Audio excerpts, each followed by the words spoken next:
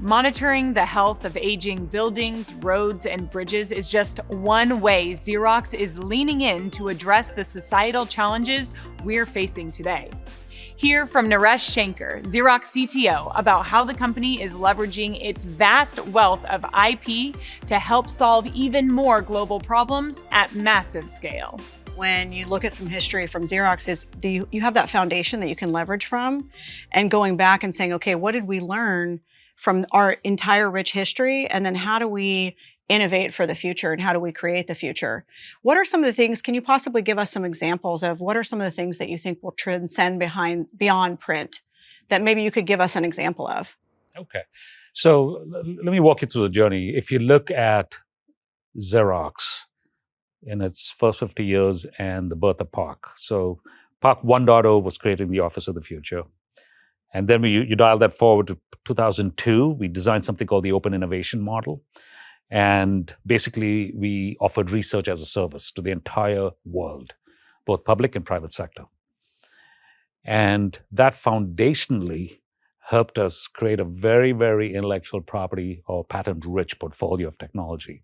So you've got tremendous amount of intellectual property that we've developed over the last 50 years. More recently, we launched a company, it's LQ, and LQ gave birth to industrial commercial grade IoT for critical infrastructure. So that's an example of one of the technologies that we gave birth to here at Xerox and PARC. And we can now carry that technology throughout the world. And it's going to have a huge impact on society and safety, right? And more importantly, it helps governments actually start prioritizing capital spend and putting the energy into focused areas in terms of which areas are deteriorating rapidly and where should they be putting their focus. So, and we know there's substantial amount of investment going into infrastructure globally on critical infrastructure. So that's just one example, right? More recently, we've launched a technology called KAR, which is basically augmented reality guidance technology and it's contextual based to actually help, for example, technicians that are in the field to be remotely guided through AR in a way where they can actually very directly and quickly address customer support experiences and issues in the field by actually tapping into a very wide network of very advanced intelligence of technicians, but more importantly, also content and data and solutions that have been widely distributed and available across industries as well. You bring it all together in a very rapid fashion where you're able to actually solve these problems very rapidly for customers. And you reduce their downtime on equipment and things of that sort. And it's a real breakthrough piece of art. I call it art. I mean, It is. It's art and science. Yeah, it's a combination of art and science. And it's going to really enhance the whole customer service experience. So we've launched that company. It's a holding company structure, and it's got a tremendous amount of software assets. So so I can go on and give you a tremendous number of examples where we're converting the science to incubated companies, and then we're taking these companies into productization, commercialization phases to the market. And it'll all be in the form of either independent entities, joint ventures, spin-outs, potential M&A and acquisition kinds of instruments. And the goal is to basically fundamentally launch all these new companies beyond the print franchise. So you're almost your own startup ecosystem as well. Exactly. And that's fundamentally what our mission is right now, is we are in the business of actually deploying or creating and developing these breakthrough businesses that are fundamentally powered by breakthrough technology.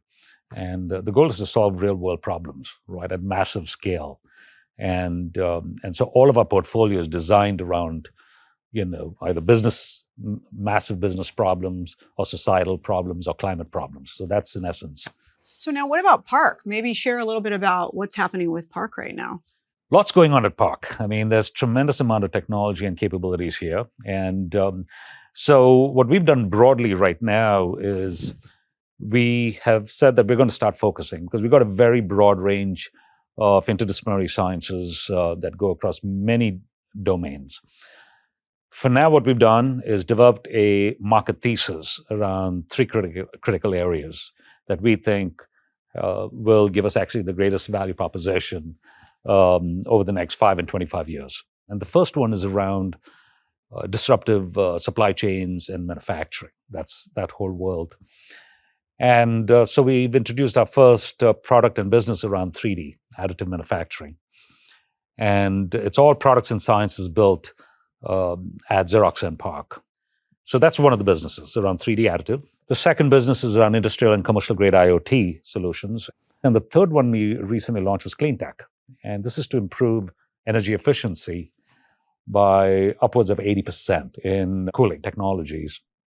It's one of the largest contributors to the consumption of greenhouse gases. And it has a substantial impact of somewhere around 2 to 3%, which is the equivalent of these greenhouse gas implications are the equivalent of the entire aircraft industry, which is around 2 to 3%. And it's so neat because if you think about it, what is happening with climate change and clean tech, it's incredible to see the application of the technology that you're inventing right here. So we're excited about that technology, and that business got launched, and we're hoping to complete I'd say a beta version of the product by the end of next year, and then take it from there. So we've got some very interesting technologies at PARC that we're pursuing right now to get to market. So then, maybe you could help us understand Xerox Financial Services. Where does that fit in to the picture, and how does that support the other businesses as well? Yeah, another great business. So Xerox Financial Services is really all about providing a platform of a better financial solutions to help both customers, partners, actually not just sell hardware solutions, but the complete portfolio, and create the avenue to actually cross-sell, right, in a very effective way. Not just enterprise, but more importantly, the SMB market, right? And so it's a business we've started to stand it up. It's called XFS. It's an independent entity, and the goal is for that business to go to market effectively and be a provider for a multitude of industries.